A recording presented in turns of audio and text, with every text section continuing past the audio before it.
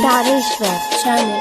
कारी महावीर भिकारी माता कलकत्ता वाली दुनिया भर माहे दूर मान। कारी महावीर भिकारी माता कलकत्ता वाली दुनिया भर माहे दूर मान। कारी महावीर भिकारी माता कलकत्ता वाली दुनिया भर माहे दूर मान। कारी महावीर भिकारी माता कलकत्ता वाली दुनिया भर माहे दूर मान।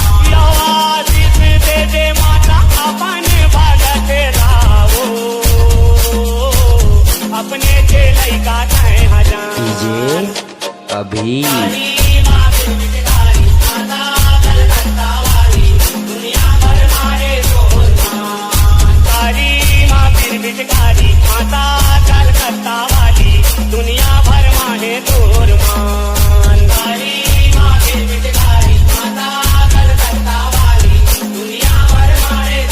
मान। तारेश्वर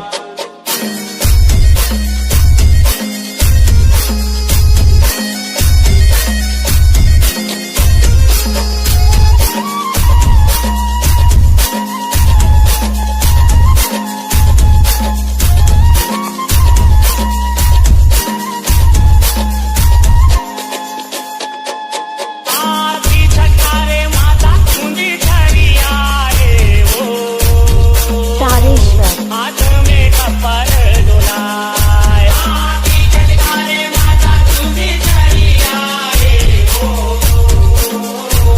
हाथ में कपर डोलाए।